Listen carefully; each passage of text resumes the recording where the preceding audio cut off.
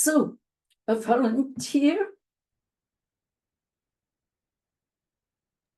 I can go. Thank you, Amanda. And God saw everything that he made and beheld, it was very good. And there was evening and there was morning, the sixth day. Genesis 1:31 into first chapter. Paradise lost, clarity lost, freedom lost, reception lost, manifestation lost, innocence lost, gutlessness. So we're looking at paradise lost as the first one.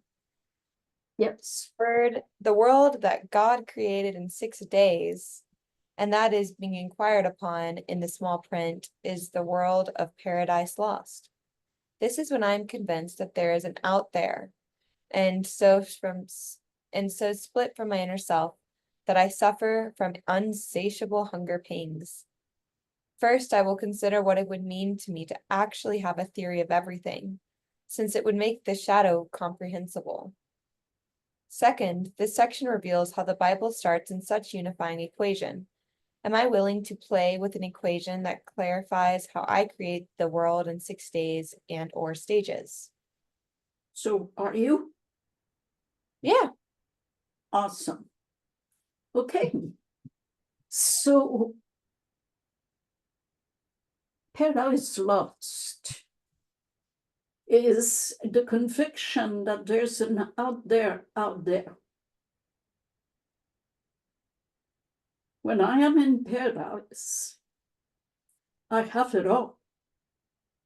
There is no separation between that which I desire and who I am.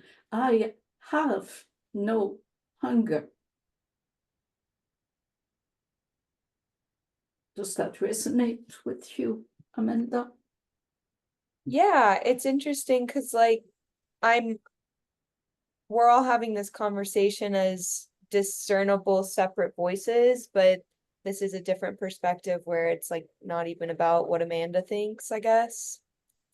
I don't know. It's like a bigger, just being at peace with the unity of everything. So I don't have any desires because I'm not identified as a separate being. Lovely. Yeah. I Okay. have a question. Sure. Could this be like um over time people have changed the meaning of perhaps of it, and we think that paradise is something that is not here right now, but something that those who deserve it will earn it.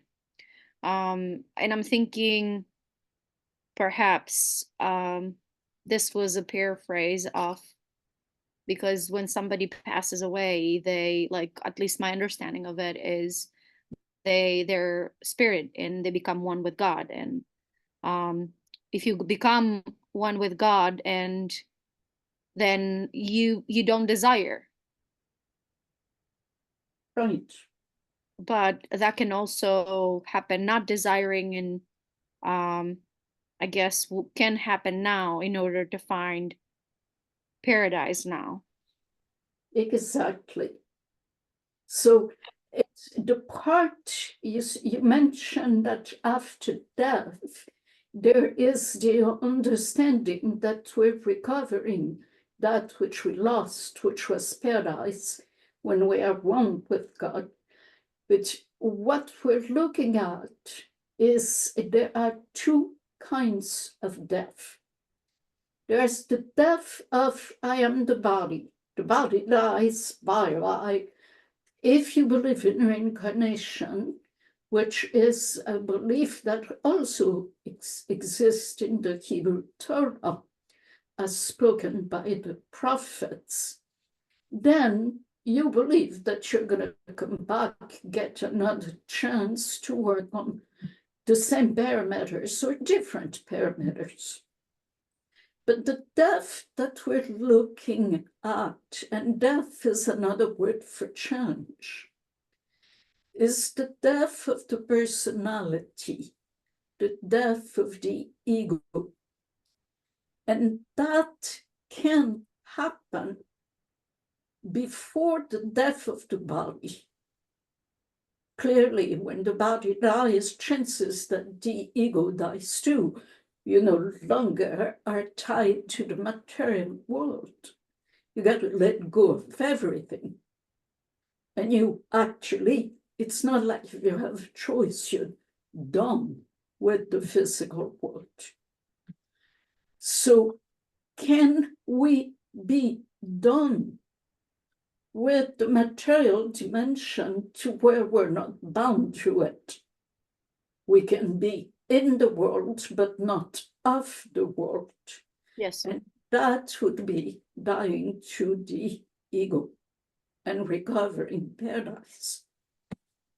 Robert Edward Grant posted a little post, I want to say like a day ago, that it said, the heart doesn't break, only the ego does.